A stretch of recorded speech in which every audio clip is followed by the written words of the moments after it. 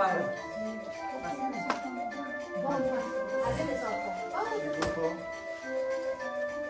L'histoire que je vais vous raconter est une parabole que Jésus a racontée. La parabole parle d'un papa.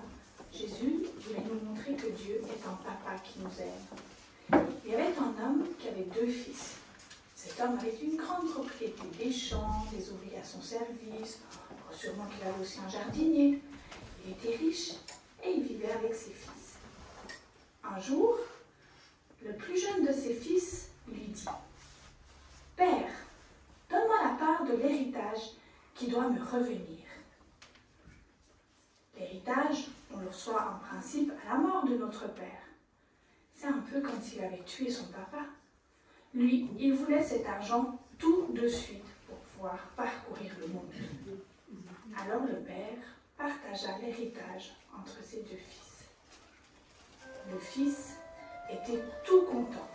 Il allait pouvoir profiter de son argent et ne plus s'occuper des affaires de son père. Plus jamais. Parce qu'il n'avait pas l'intention de revenir. Le père, lui, était triste. Il se posait des questions. Est-ce que son fils allait s'en sortir?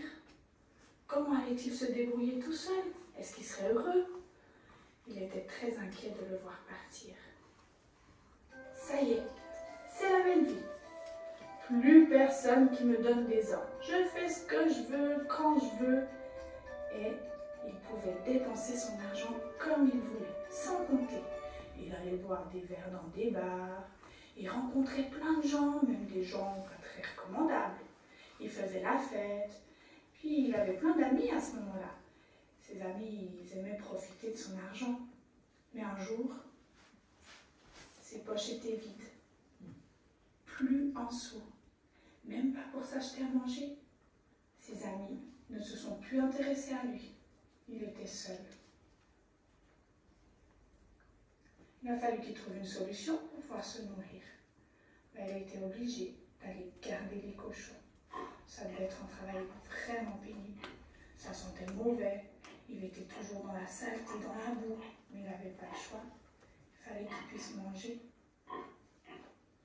À ce moment-là, il pensa à son père. Chez mon père, même les ouvriers sont bien traités. Ils ont à manger tous les jours, alors que moi je dois manger la nourriture des cochons. Ils sont bien traités. Ils ont un toit pour dormir. J'aimerais bien retourner chez mon père. Il ne voudra jamais de moi. Il doit être fâché. Peut-être qu'il acceptera quand même de me prendre comme ouvrier. C'est tout de même mieux que de garder des cochons. Comme chaque jour, le père était devant sa porte en train de scruter l'horizon. Et un jour, mais qui est en train de venir sur le chemin? C'est mon fils. Il était heureux de retrouver son fils. Il était tellement content qu'il a même couru jusque vers lui.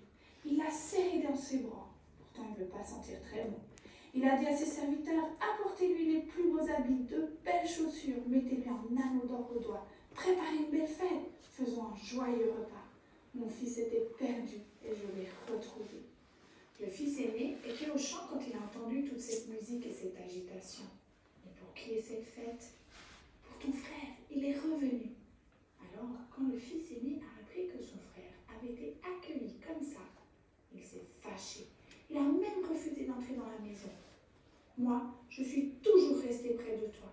Je ne t'ai jamais désobéi et tu n'as jamais fait de fête pour moi. Le père lui a répondu, mais mon fils, tout ce que je possède est aussi à toi. Maintenant, faisons la fête, car ton frère était mort et il est revenu